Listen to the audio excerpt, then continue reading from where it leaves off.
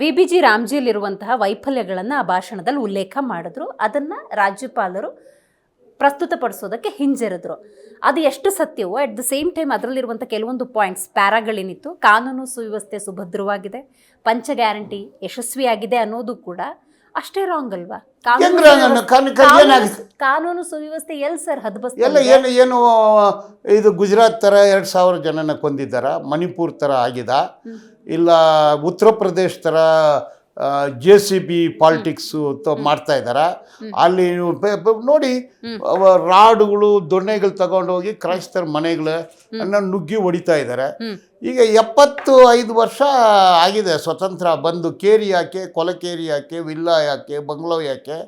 ನೀವು ಇವ್ರು ಮಾತಾಡಬೇಕು. ಕೇರಿ ಮತ್ತು ಊರನ್ನು ಹೊಂದಾಣಿಕೆ ಮಾಡಬೇಕಲ್ಲ. ರಾಜ್ಯದಲ್ಲಿ ಹಗಲು ದೊರಡೆ ಆಗ್ತಾ ಇದೆ. 1994 ಉತ್ತರ ಎಲ್ಲ ಆಗೋದಿಲ್ಲ ನೋಡಿ. ಇದು ಆಗುತ್ತೆ. ಎಷ್ಟು ಪರ್ಸೆಂಟೇಜ್ ಹೇಳಿ? ಈಗ ಬೆಂಗಳೂರಲ್ಲಿ comparing to any north states, ಬೆಂಗಳೂರಲ್ಲಿ ತಾವು ಇಲ್ಲಿ ಆರಾಮಾಗಿ ಕೂತಿದ್ದೀರಾ.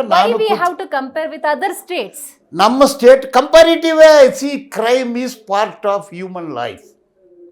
ದರೋಡೆ ಆಗುತ್ತೆ, ಭ್ರಷ್ಟಾಚಾರ ಆಗುತ್ತೆ, ಹಿಂಸಾಚಾರ ಆಗುತ್ತೆ, ಅಂದ್ರೇನು ಸೇಫ್. ನೀವು ಅಲ್ಲೆಲ್ಲ ಹೋಗೋಕ್ಕೆ ಬರಲ್ಲ. ನೀವು ಯಾವ ಧರ್ಮ ಅಂದ ನೋಡಿ ಹೊಡಿತಾ ಇದ್ದಾರೆ. ಸೊ ಕರ್ನಾಟಕ ನೀವು ಯಾಕೆ ನಿಮ್ಮದು ಕತೆ ಏನು ಅದು ಹೇಳಿ? ನೀವೇನು ಆಡಳಿತ ಮಾಡ್ತಾ ಇದ್ದೀರಾ? ನೀವು ಎಷ್ಟು ಸಂಬಳ ಕೊಡ್ತಾ ಇದ್ದೀರಾ? ಎಷ್ಟು ಕೂಲಿ ಕೊಡ್ತಾ ಇದ್ದೀರಾ? ದಲಿತರ ಮೇಲೆ 100 ಕೋಟಿ ಜನರಿಗೆ ಊಟ ಇಲ್ಲ. 10,000 8,000 ಸಂಬಳ ಕೊಡ್ತೀರಾ? ಏನು ದೇಶದ ಬಗ್ಗೆ ಮಾತಾಡ್ತೀರಾ ನೀವು? ಅಂದರೆ ಕರ್ನಾಟಕ ಅಂದರೆ ಬೆಂಗಳೂರಿಗೆ ಓಡಿ ಬರ್ತಾರೆ. ಬೆಂಗಳೂರಿನಲ್ಲಿ ಇರೋರೆಲ್ಲ ಬಿಹಾರ್ ಹೋಗ್ತಾರೆ, ರಾಜಸ್ಥಾನ್ ಹೋಗ್ತಾರೆ, ಲಕ್ನೋ ಹೋಗ್ತಾರೆ. ಲಕ್ನೋನಲ್ಲಿರೋರು ಇಲ್ಲಿ ಬಂದಿದ್ದಾರೆ. ಇಲ್ಲಿ ಅವ್ರಿಗೆ ಊಟ ಸಿಗುತ್ತೆ, ಚೆನ್ನಾಗಿದ್ದಾರೆ. ನಾವು ಯಾರನ್ನ ಅವ್ರನ್ನ ಓಡಿಸೋದಿಲ್ಲ.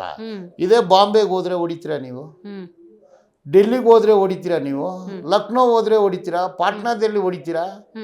ನಾವು ನಿಮ್ಮನ್ನು ಸೇರಿಸ್ಕೊಂಡು ನಮ್ಮ ಅಣ್ಣ ತಮ್ಮ ಅಂತೀವಿ. ನಾವು ನಮ್ಮ ಮನೆಯಲ್ಲಿ ಬಂದು ಊಟ ಮಾಡಿ ಅಂತೀವಿ, ಅವ್ರ ಮನೆಯಲ್ಲಿ ಹೋಗಿ ಊಟ ಮಾಡ್ತೀವಿ. ಇದು ಒಂದು ಸ್ಟೇಟು, ಇದರಲ್ಲಿ ಕ್ರೈಮ್ ನಡೆಯುತ್ತೆ. ಕಾಂಗ್ರೆಸ್ನ ನಡೆಯನ್ನ BJP ಮತ್ತು JDSನವರು ಗೂಂಡಾಗಿರಿ ಅಂದರು. ಅವ್ರು ಏನು ಮಾಡ್ತಿದ್ರು? ಅಶೋಕ್ ಅವರು ಗೃಹ ಮಂತ್ರಿಯಾಗಿ ಇದ್ದಾಗ ನಮ್ಮ ವೀರೇಂದ್ರ ಹೆಗ್ಡೆಯರವರು ಮಾಧ್ಯಮದಲ್ಲಿ ಹೇಳಿದ್ದಾರೆ, ಸೌಜನ್ಯನ ಅತ್ಯಾಚಾರ ಆಯಿತು ಅಂತ ಗೊತ್ತಾಯಿತು. ನಾನು ಗೃಹ ಮಂತ್ರಿಗಳಿಗೆ ಫೋನ್ ಮಾಡಿದೆ, ಅವರು ಫೋನ್ ರಿಸೀವ್ ಮಾಡಿ ಸೂಚನೆ ಕೊಟ್ಟರು. ಎಲ್ಲ ಕಂಪ್ಲೀಟ್ ತನಿಖೆ ಸರ್ವನಾಶ ಆಯಿತು. ಇದು ಅವರೇ ಹೇಳಿರೋದು. ನೀವು ಆಡಳಿತ ಇದ್ದಾಗ ಎಷ್ಟು ಜನರನ್ನು ಅತ್ಯಾಚಾರ ಆಯಿತು?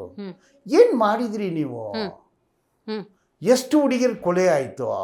ಏನು ನೀವು ಏನು ಮಾಡಿ ನೋಡ್ತಾ ಇದ್ರಿ ನೀವು? ಅಸೆಂಬ್ಲಿನಲ್ಲಿ ಅವ್ರಿಗೆ ಡೆಪ್ಟಿ ಚೀಫ್ ಮಿನಿಸ್ಟರ್ ಏನು ನೋಡ್ತಿದ್ರು? ಮೊಬೈಲಲ್ಲಿ ಏನು ನೋಡ್ತಿದ್ರಿ ನೀವು? ಯುನಾದಲ್ಲಿ ಮಹಿಳೆಯನ್ನು ಹುಡುಗಿನ ರೇಪ್ ಮಾಡಿದ್ರಿ, ಕೊಂದ್ರಿ, ಅವರಿಗೆ ಬೇಲು ಕೊಡಿಸಿದ್ರಿ ನೀವು. ಇದು ಏನು ಆಡಳಿತ? ಈಗ ಇದು ರೆಸ್ಲರ್ಸು ಆ ಮಹಿಳೆಯರಿಗೆಲ್ಲ ಬೀದಿ ಹೋರಾಟ ಮಾಡಿದ್ರು, ನೀವು ಓಡ್ತೀರಿ ಅವ್ರನ್ನ. ನೀವೇನಂದು ಹೇಳಿ, ನಿನ್ನ ಮುಖ ನೀನು ನೋಡ್ಕೊಳ್ಳಿ ಹೆಂಗಿದ್ಯಾ ಅಂದು. ಬೇರೆಯವ್ರ ಮುಖದ ಮೇಲೆನೇ ಯಾಕೆ?